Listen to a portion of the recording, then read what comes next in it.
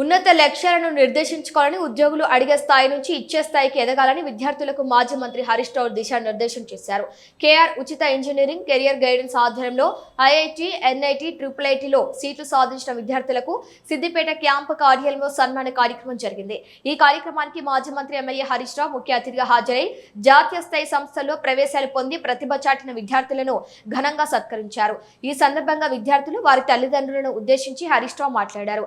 పేద మధ్యతరగతి కుటుంబాల నుంచి వచ్చిన విద్యార్థులకు ఐఐటి, ఎన్ఐటిలలో సీట్ రావటం మామూలు విషయం కాదని, ఆ ఒక్క సీటులో ఆ విద్యార్థి జీవితంతో పాటు వారి కుటుంబ ఆర్థిక స్థితిగతులు పూర్తిగా మారిపోతాయని హరీష్ రావు అన్నారు.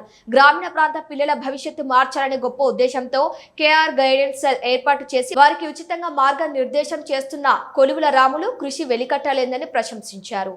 నేను ఈ ప్రాంత పిల్లల భవిష్యత్తు మార్చాలి, ఈ ప్రాంత పిల్లల తలరాతలు మార్చాలి, నా పిల్లలు కూడా ఐఐటిలో, ఎన్ఐటిలో చదవాలి అని తన సొంత పిల్లల్ని చదివించినంత గొప్పగా ఈ కేఆర్ గైడెన్స్ అని పెట్టి మీ అందరినీ కూడా ఈరోజు చదివించడం అనేది నిజంగా చాలా సంతోషం.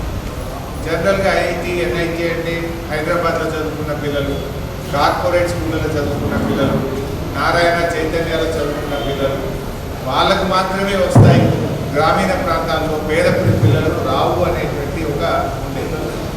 కానీ అది నిజంగా రాహుల్ గారి కృషితోని పట్టుదల ఉంటే ఏది అడ్డం కాదు. మనకు డబ్బు లేకపోతే కార్పొరేట్ స్కూల్లో కాదు, పట్టుదల కావాలి, ఏకాగ్రత కావాలని ఆ పిల్లల కోసం వాట్సాప్ ఛానల్ పెట్టి చాలా కష్టపడి ఎంతో బాగా చదివించడం అనేది ఇంకా చాలా సంతోషం. సీట్లు పొందారు రాములు గారి కృషితో. 2-3 వేల మంది పిల్లలు సీట్లు పొందారు. నిజంగా ఆ 3,000 పిల్లల జీవితాలు మారిపోతాయి కదా. It's a great change. అలాంటి ఒక మంచి ప్రయత్నాన్ని మిత్రులు రాములు గారు చేశారు. మా పిల్లలు కూడా బాగా కష్టపడి చదివారు. I'm so happy.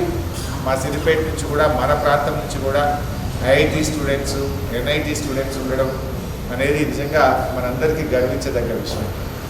నాది ఒకటే సూచన, ఐఐటి, ఎన్ఐటి చదివిన తర్వాత వెంటనే ఉద్యోగం కావాలని కాకుండా మీరు 2 ప్రయత్నాలు చేయాలని నా కోరిక. ఒకటి సివిల్ సర్వీసెస్ కానీ, ఆల్ ఇండియా సర్వీసెస్.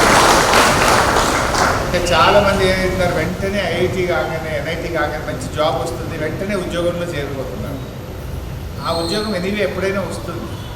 మీ నుంచి కొంతమంది ఐఏఎస్లు, ఐపీఎస్లు అంటే కలెక్టర్లుగా, ఎస్పీలుగా, ఫారెన్ సర్వీస్లో, ఎకనామిక్ సర్వీస్లో, డిఫెన్స్ సర్వీస్లో, ఆల్ ఇండియా సర్వీసెస్లో మీరు చేరాలి. ఎందుకంటే నేను ఎప్పుడైనా ఢిల్లీ పోయినప్పుడు అక్కడ ఎక్కువ తమిళనాడు నుంచో, ఉత్తర భారతదేశం నుంచే సివిల్ సర్వెంట్స్ ఈ నేషనల్ సర్వీసెస్లో బాగా పనిచేస్తూ ఉంటారు. సో మన పిల్లలు